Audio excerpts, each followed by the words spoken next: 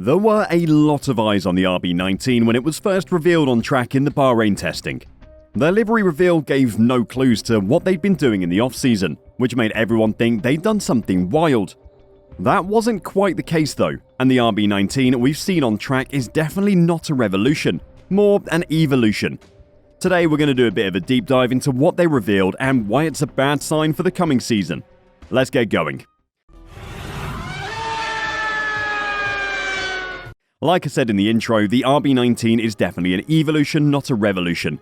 It's season 2 of your favourite TV show, not your favourite show getting cancelled and some weird spin-off happening to replace it, like the TV show Joey was for Friends. That shouldn't be a surprise to anyone either. The RB18 was by far the best car on the grid last season. You could say it was one of the best cars in Formula 1 history with Max Verstappen behind the wheel. So why not just improve on that? If Red Bull had completely remade their car, like Aston Martin have who've changed 95% of theirs, then that would have been a huge gamble. A gamble that would have had massive consequences if they got it wrong. Their reduced testing due to the cost cap penalty means that any mistakes will be costly to fix. They've played it safe, but that is definitely the right choice. Let's talk about the evolution and look at what has actually changed on the car. Despite them not reinventing the wheel, there is lots to look at that shows how the car has changed and presumably improved. The changes underneath the skin may have more impact on the overall performance of the car, but we can't see that, so let's talk about what we can see. Starting at the front of the car, the front wing has lost the bowing that it had last year, which will mean a more uniform airflow coming off the trailing edge, leading to the side pods. Presumably, the changes they've made to the side pods has required a change to the airflow hitting them, hence the front wing change. A tiny winglet has appeared positioned on the end plate.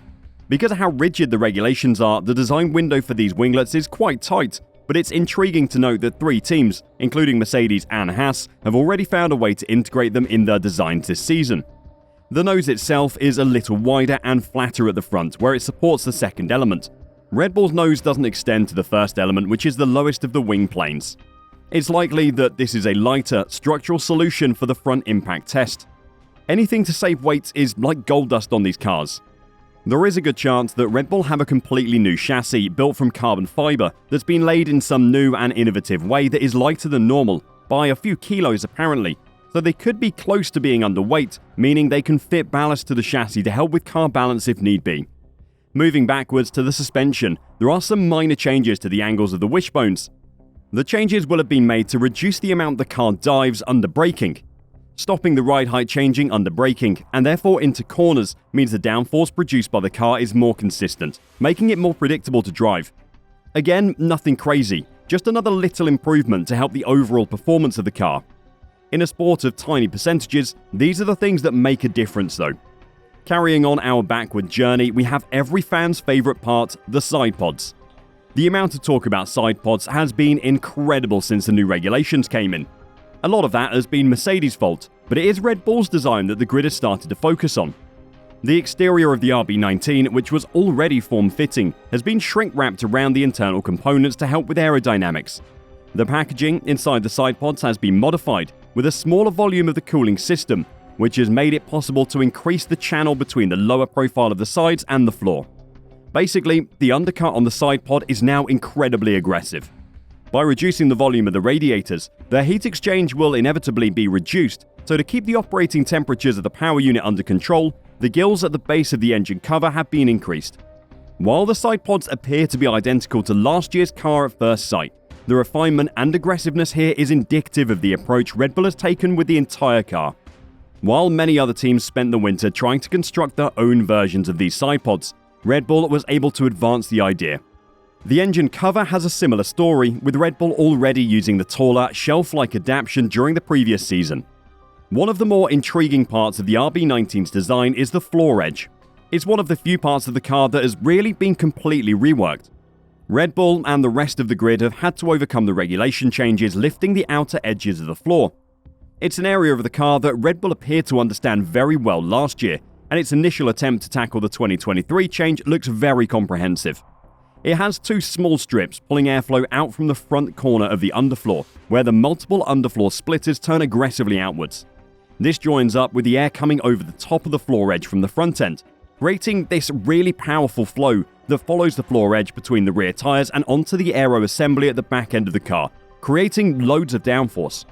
Taking the air from under the car just behind the front wheels that would normally just be expelled outward, and using that effectively is very innovative. The final place worth a look at is the diffuser, which had rule changes in the off-season requiring teams to raise it. The 10mm increase in the diffuser throat was implemented for 2023 in order to avoid the porpoising impact that affected several teams last season. A longitudinal bulge in the rear interior component of the diffuser has appeared. This bulge illustrates how far the diffuser's throat has progressed compared to last year's car. Actually, the actual final thing we're going to pick up on is the beam wing. In 2022, it was basically two separate beam wings with a big gap in between the two planes. This year, they're much closer together, which is far more common in Formula 1 cars. This indicates that the air coming off the side pods and engine cover has been directed into a more compact stream with the reprofiling work they've done. The wing doesn't cover as much area at the back of the car anymore, but presumably the air that is travelling over the wing now has more energy.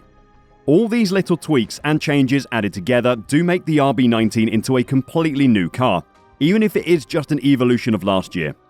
The overall aero design has very clearly changed and been refined. The moving of the diffuser especially will have a massive impact on how the car is balanced. While it is hard to say what effect those changes will have on the car until we've seen it actually racing, it's safe to assume that the car will have been designed more to Max's liking, which means more oversteer but therefore a higher lap time ceiling. Speaking of Verstappen, he topped both of Thursday's sessions at the Sakir venue, as he edged out Aston Martin driver Fernando Alonso with a fastest time of 1 minute 32 seconds .837. In addition to his pace-setting effort, Verstappen chalked up the most laps of the day, as Red Bull were the only team to dedicate the 2 sessions to one driver. He actually did more laps on his own than any other team did all day. Speaking after hopping out of the cockpit, Verstappen said, "It was good. A lot of laps, so that's of course what we wanted. Basically a smooth day, no issues. We could really focus on the car, try a few things, to understand also the new tyres for this year. We got loads of running during the day when it was really hot, or kind of hot, and in the evening as well, so a pretty okay day. With the entire field having faced overhauled technical regulations in 2022, the Dutchman went on to explain how this year's pre-season period feels slightly different. A bit of an evolution from last year. I think last year was more a time where you were really adapting to the car, really understanding what you had to do," he continued. Of course, with all the knowledge from last year, I think it's already a much easier start for everyone to come back here. It's nice to see the new car, how it has evolved from last year, how the behaviour is a bit different, and also because of the tyres. Watching the commentary, the word ominous was used to describe Max Verstappen and Red Bull a lot during the first day of testing. They were by far the happiest and most confident team on track, followed closely by Aston Martin, and definitely far better than Mercedes or Ferrari. Red Bull will be aiming to build a huge lead in both championships at the start of the season.